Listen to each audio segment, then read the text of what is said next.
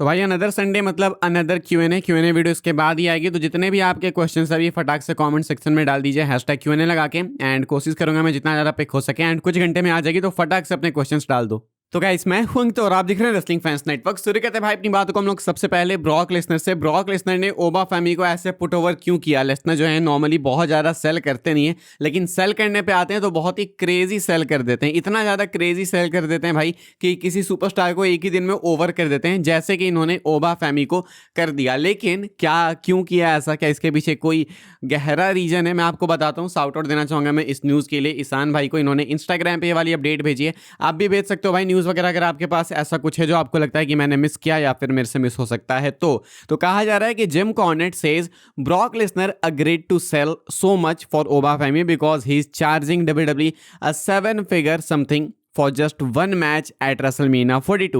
Lesnar is one of the best businessmen in pro wrestling, and he apparently had a deal with WWE that if he gives them a major money match at WrestleMania, then he gets a 7-figure sum for that match. So Lesnar logged in for just 10 minutes, gave it all he had on Raw, and then he secured the major money, that major money match with Oba Femi, making Oba look like a really strong opponent. तो Brock Lesnar claim करना है gym Cornet का कि एक बहुत ही भयंकर businessman है। इन्होंने ओबा फैमी के लिए इतना ज़्यादा सेल इसीलिए किया, ओबा को इतना पुट ओवर इसीलिए किया बिकॉज WWE के साथ इनकी पहले डील हुई थी कि अगर ये रेसलमेनिया में WWE को एक मेजर मैच देंगे तो WWE वाले इनको सामने से एक 7-फिगर डील देंगे, यानी कि $1 मिलियन डील देंगे। डील मतलब ऐसा नहीं कि कॉन्ट्रैक्ट, सिर्फ एक मैच के लिए। हमको मालूम है कि रेसलमेनिया के लिए सुपरस्टार्स को एक्स्ट्रा बोनस मिलता है, ये वो मिलता है, लेकिन ये तो सैलरी है भाई किसी की, वो भी साल भर की भी नहीं, 2-3 साल की सैलरी है जो कि लेसनर एक महीने में, वो भी एक महीने क्या भाई, एक रेसलमेनिया मैच कितना मिनट का होगा? बहुत लंबा होगा, बहुत लंबा होगा तो 15 मिनट होगा यार लेसनर का मैच,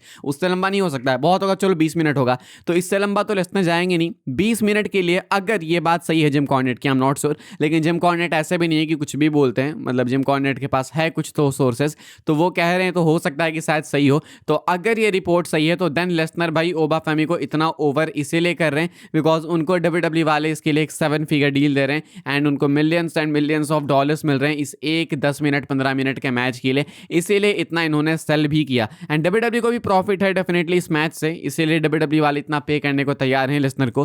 फिलहाल ये कुछ है अपडेट लेसनर को लेके, एक गहरा सीक्रेट है ये जो कि अभी निकल के सामने आया है जिम कॉर्नेट की तरफ से। आगे बढ़ते हैं भाई, हम लोग बात करते हैं अगली अपडेट के बारे में जो कि जेकब फाटू को लेके। तो क्या जेकब फाटू अनस्क्रिप्टेड है, मतलब कोई प्रोमो किसी सेगमेंट की बात नहीं कर रहा मैं इंटायरली, क्या वो अनस्क्रिप्टेड है WWE में? क्या उनके लिए कोई स्क्रिप्ट बनाई नहीं जाती?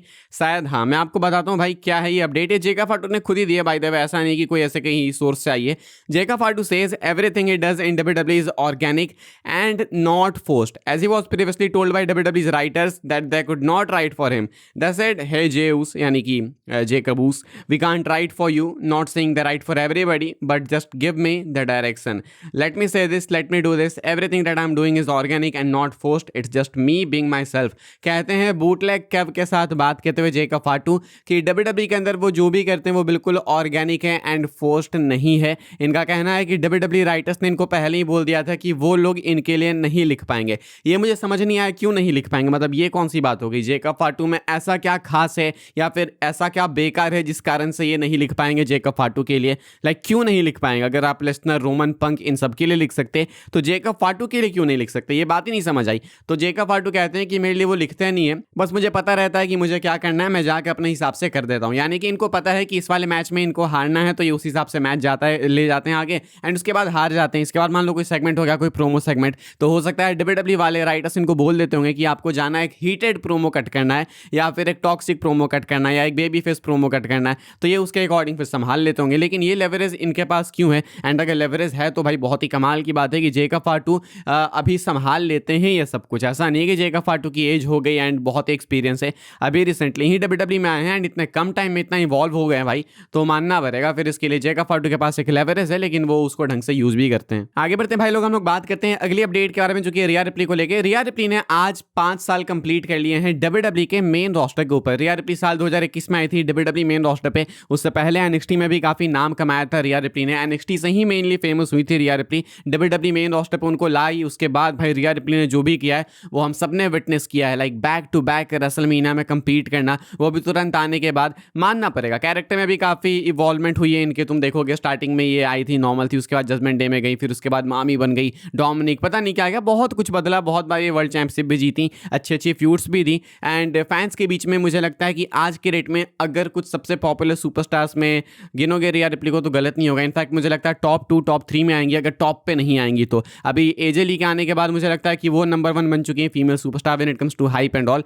लेकिन रिया रिप्ली भी कम नहीं है, रिया रिप्ली मुझे लगता है 2 से नीचे तो नहीं होंगी। तो फिलहाल भाई रिया रिप्ली को साउट आउट इस चीज़ के लिए। रिया रिप्ली बियांका दोनों ही एनएक्सटी में किल करके आई थी, बियांका ने भी बहुत डोमिनेट किया मेन रोस्टर को एंड रिया रिप्ली ने भी काफ़ी किया। अभी बियांका एब्सेंट है, रिया रिप्ली एक्टिव है। लेट्स सी कि भाई रिया रिप्ली अभी मेन रोस्टर पे रेसलमेनिया में क्या करती हैं, क्या वो चैंपियन बनती हैं या फिर नहीं। आगे बढ़ते भाई हम लोग बात करते हैं अगली अपडेट के बारे में, जो कि अपनी आखिरी अपडेट है भाई, एंड ये है मंडे नाइट रॉ को लेकर। मंडे नाइट रॉ के लिए क्या कुछ कंफर्म किया गया वो मैं आपको बता देता हूँ। अभी तो वैसे परसों होने वाला है, लेकिन अभी जस्ट ही एडम पीएस ने सब कुछ अनाउंस किया है, तो मैं आपको बता देता हूँ भाई। रोमन रेंस अपीयर होने वाले हैं, Roman Reigns will definitely be on the show, तो 100% कंफर्म है। लेट्स सी कि क्या होता है। रियली होप भाई कि रोमन पंक का सेगमेंट इसके आगे जाए, बहुत हो गया मतलब वर्बल वॉरफेयर, इसके बाद अब कुछ अच्छा करना चाहिए। तो रोमन आपको अपीयर होते हुए देखने को मिलेंगे, सीएम पंक भी डेफिनेटली देखने को मिलेंगे, लेसनर भी एडवर्टाइज्ड हैं, लेसनर भी आपको देखने को मिलेंगे। यानी कि रोमन पंक लेसनर ये तीनों इस सेम शो में होने वाले हैं। अगेन पिछले हफ्ते की तरह ही, पिछले हफ्ते रोमन का सेगमेंट थोड़ा मात खा गया, मुझे लगता है इस हफ्ते कुछ कमाल हो सकता है। बाकी लेसनर एडवर्टाइज्ड है, तो देखना होगा कि लेसनर एंड ओबा फैमी के बीच में क्या होता है, क्या लेसनर को इस बार इस हफ्ते अपर हैंड मिलेगा या फिर नहीं।